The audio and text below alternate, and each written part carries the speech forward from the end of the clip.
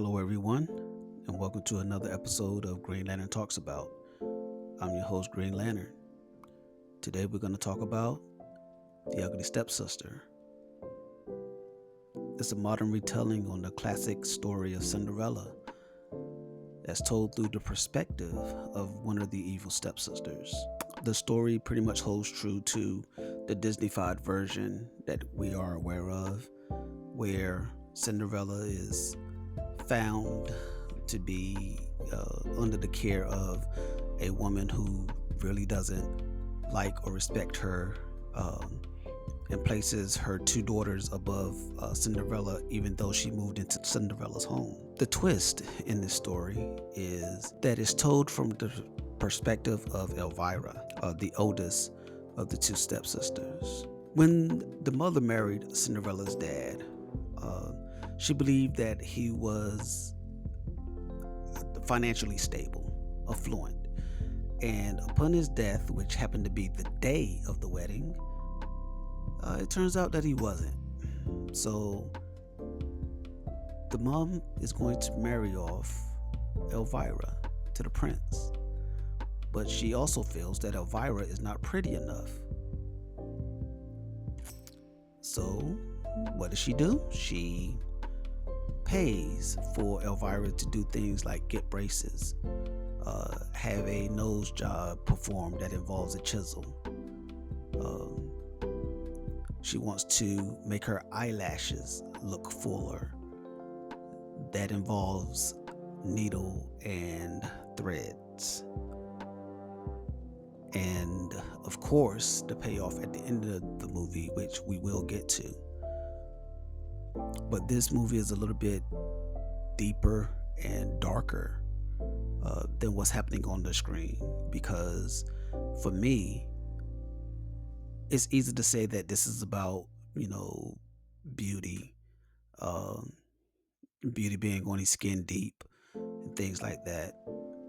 But it speaks of the controlling parent in Elvira's mom, that you are not good enough as you are, and I will mold you into what I believe would be satisfactory for my means, for my ends. It speaks about the dutiful daughter who is willing to do what she feels she has to do, to not only make her mom proud of her, but to also save the family from poverty. It talks about the lack of self-image that she was willing to undergo, she being Elvira, was willing to undergo those things because she began to accept that she wasn't good enough, because she had been told that by her mom for so long. I enjoyed this movie.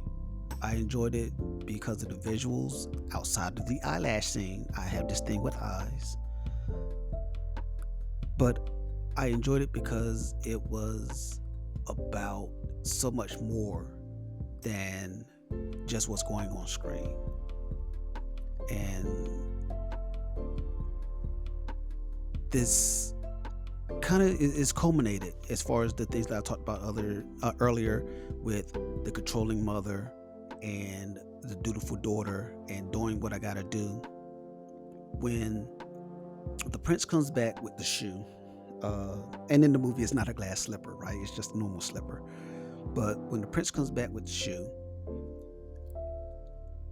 Elvira found one of the other shoes, the shoe at the house that Cinderella had, and she realizes that her foot is too big.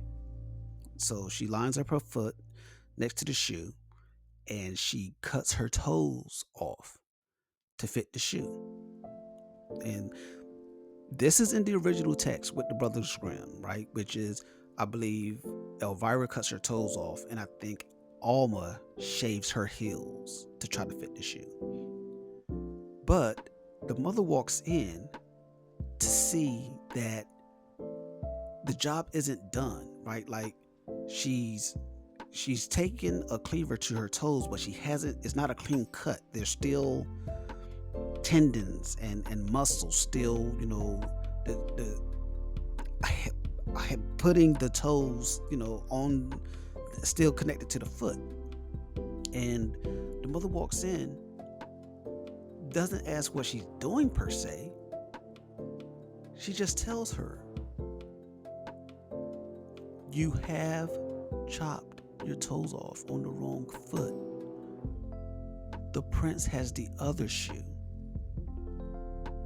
And then that's when Elvira realizes she has to chop the toes off the other foot. And she can't do it. She's hysteric. And her mom gives her something to sedate her and then chops off the toes on the other foot. And I was like, just wow. I really, I hadn't seen a movie that would go there in a while. And this was one of them. I really enjoyed it.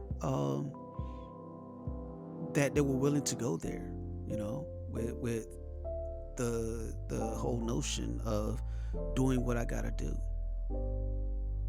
But that's the way that I looked at the movie. I found it on Shudder.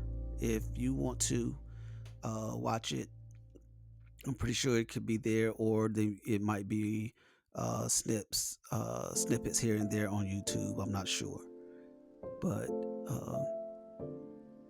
if you enjoyed this video, if you made it this far, thank you for listening. And please consider liking, leaving a comment, and subscribing. And we'll catch you next time. I'm Green Lantern, and you're awesome.